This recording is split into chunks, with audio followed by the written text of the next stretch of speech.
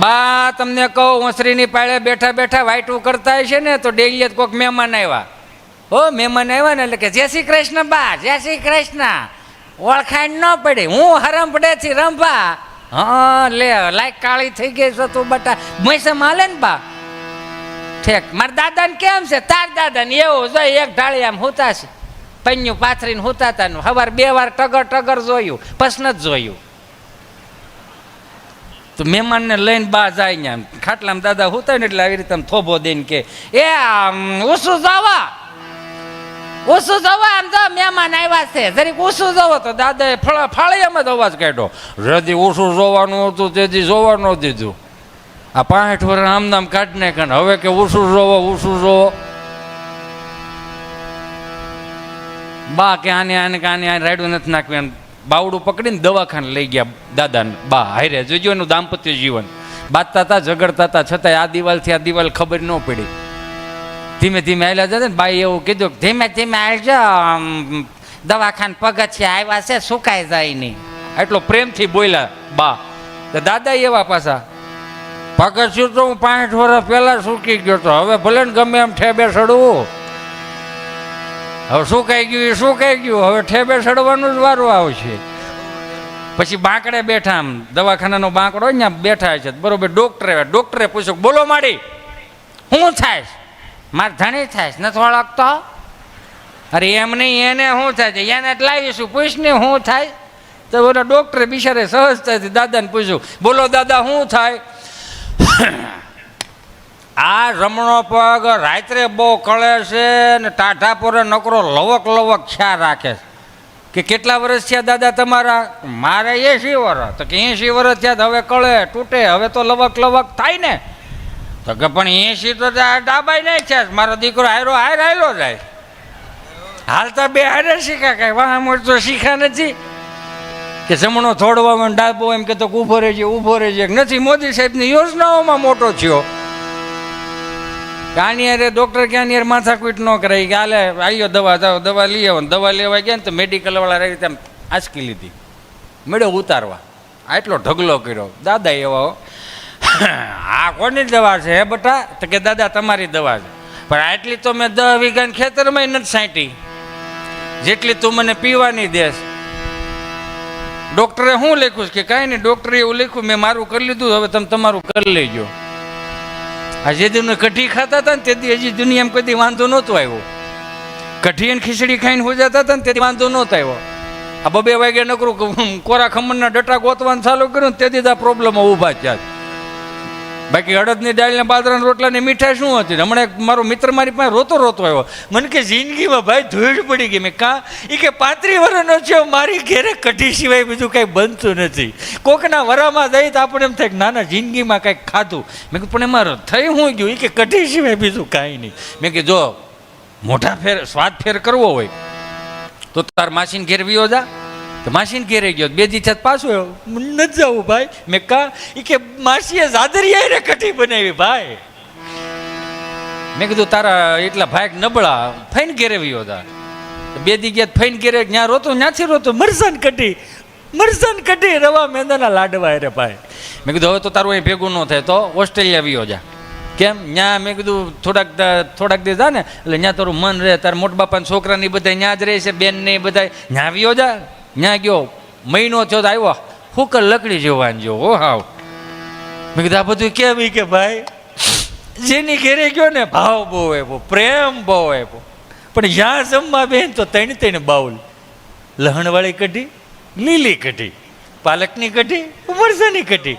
હું થાકી ગયો કે ભાઈને દેહમાં થાય હોય બીજું કાંઈ ફાવે નહીં, એમ ન ફાવે કરીને કઢી પધરાવી ભાઈ. પછી તો મને એમ થયું, કઢીને પૂછ્યું કે પાસપોર્ટને વિઝા કઢી મારી પાસે હતા પણ તારી પાસે ક્યાંથી આવ્યા?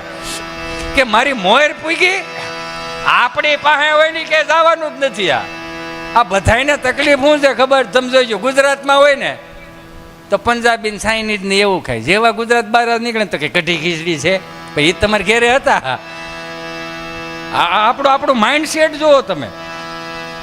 એટલે કહું બાએ જે આપ્યું અને બાએ હજી સાચવી રાખ્યો. જો ગોવિંદ કાકા, હું હજી કહું કે હવે ગામડા ધીમે ધીમે ખાલી થઈને ટિફિન સેવાઓ ચાલુ થઈ છે, બહુ સારી વાત છે, ના નથી. પણ હજી હું કાયમિકને માટે મહાનગરમાં વસતા પરિવારના સભ્યોનું એટલું કહું કે તમે જેમ 15 દિવસે ને 20 દિવસે ને મહિને ને 1.5 મહિને તમે કુનુ મનાલીને કેરલા ફરવા જાઓ, એકાદો શનિ રવિ દેહમાં જાઓ, છોકરાઓને લઈને જાઓ, એને ખબર પડશે. કેમ કે જન્માષ્ટમીને 11સના જે દિવસો આવતા ડેલીના ખાનામાં પગ મૂકીએ ને ગોવિંદ કાકા, તો ફળિયામાં સુગંધ આવે કે મારી બાએ વણેલા ગાંઠિયા બનાવ્યા, મારી બાએ ઝારાના ગાંઠિયા બનાવ્યા, શક્કરપારા બનાવ્યા, મોહનથાળ બનાવ્યો, અડદિયા બનાવ્યો. હું કામ કે ભાણિયા ભાણી કયું હમણાં આઠમને 11 કરવા આવવાના છે, બાએ બનાવેલું.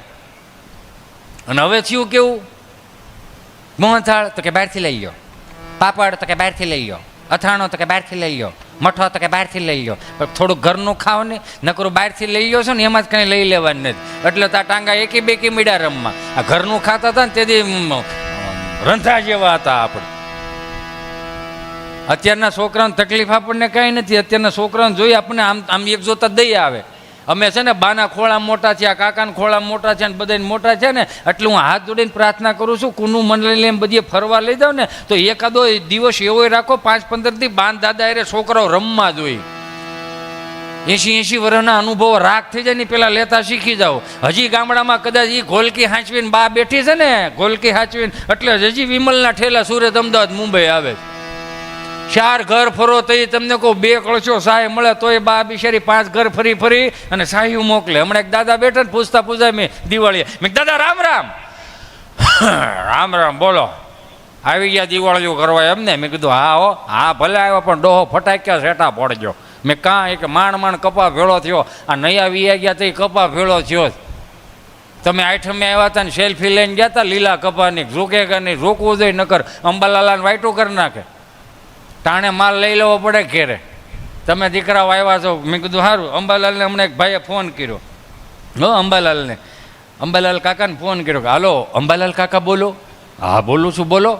હે અંબાલાલ કાકા, 2-3 દિવસમાં વરસાદ આવે એવું ખરું? તો કે ભાઈ મને એ બધી ન ખબર હોય, મારે હમણાં મૂકી દેવું છે આ બધું.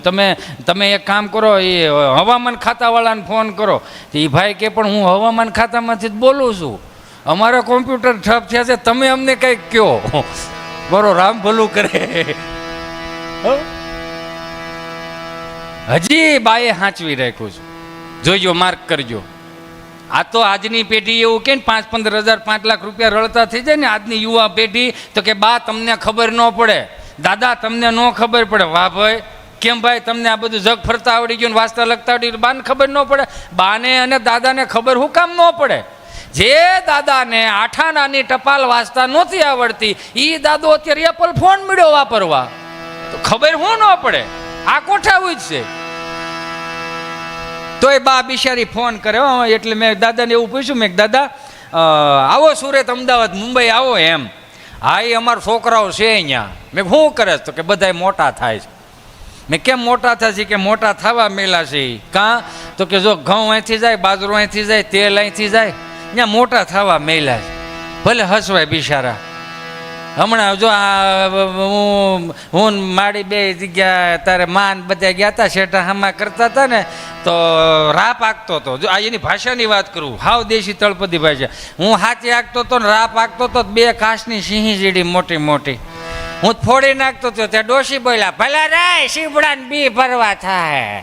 એકમાં શીપડાને બી ભીરે ને એકમાં મુખો જ ભીરે. ત્યાં જમનામાં ભાળી ગયા. હે ગંગા આવી હારી ક્યાંથી લાવી સિંહિયું? તો કે કોને ખબર, શેઠે જડી હતી. તો કે હવે જડે જ કેજે.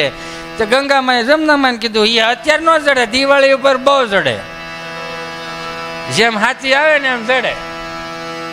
બરો રામ ભલું કરે, બહાર નીકળવાની વાત છે આમાંથી. તોય બા ફોન કરે, હો બા ફોન કરે છોકરાને વાવું ને, હાલો ન્યા જ લાગ્યો છે ને, રસીલાલ લાગ્યો, હાલો જય સ્વામિનારાયણ. રસીલા તાર હા હું બોલું? હા બા બોલું. જય સ્વામિનારાયણ, કેમ છો? મને સારું છે. રંભા કાકી કહેતા હતા રસીલા બીમાર થઈ ગઈ. હા બા થોડીક તકલીફ થઈ ગઈ હતી, તો ડાક્ટરને બતાવ્યું બેટા? હા બા ડૉક્ટરને બતાવ્યું. શું કીધું ડાક્ટરે? ડૉક્ટરે બા આરામ લેવાનું કીધું. કાંઈ નથી કરશું તો આરામ લેવાનું કીધું. આ અમારી જેમ કુવે 4 વાગે પાણી ભરવા જવું પડતું હોત ને ઘંટલે દડવું પડતું હોત, કઠોળો ગાભા લઈને વાડીએ ધોવા જવું પડતું હોત તો આરામ લેવાનું કીધું હોય. સમજા? આ તમારે કંઈ કરવું નથી પડતું. ફિલ્ટરની સાફ પાડો, તેની મેળે મેળે ગોળા ભરાઈ જાય, ઘંટીમાં દાણા નાખો, દાણા થઈ રહ્યા, ઘંટી સામે થ્રેડું નાખે, સંપાભાઈ સાફ બંધ કરી દે, દાણા થઈ રહ્યા. ગોદડા ધોવા જવા પણ નહીં, ડબ્બામાં ગોદડું નાખ, ગોદડા ધોવાઈ જાય. અમારી જેવું જ નથી ને બાપા. 20 ટોળા હોય એમાં દળવું પડતું. 20 પાછા 8 તો એવો હોય સૌદનું ખાય, એટલે શાળીના ટાર્ગેટમાં દળવાનું. અને કઠોળો ગાભા લઈને વાડીએ ધોવા જવાનું. ગોદડા જો 5 છોકરા 5 દૂન 10 ગોદડા લઈને જવા પડતા. કેમ બા 5 દૂન 10 ગોદડા? ડાયપર નહીં ને બટા અમારા વખતમાં છોકરાઓ માટેના. એટલે વાદળા વીખવા વાડીએ જવાના.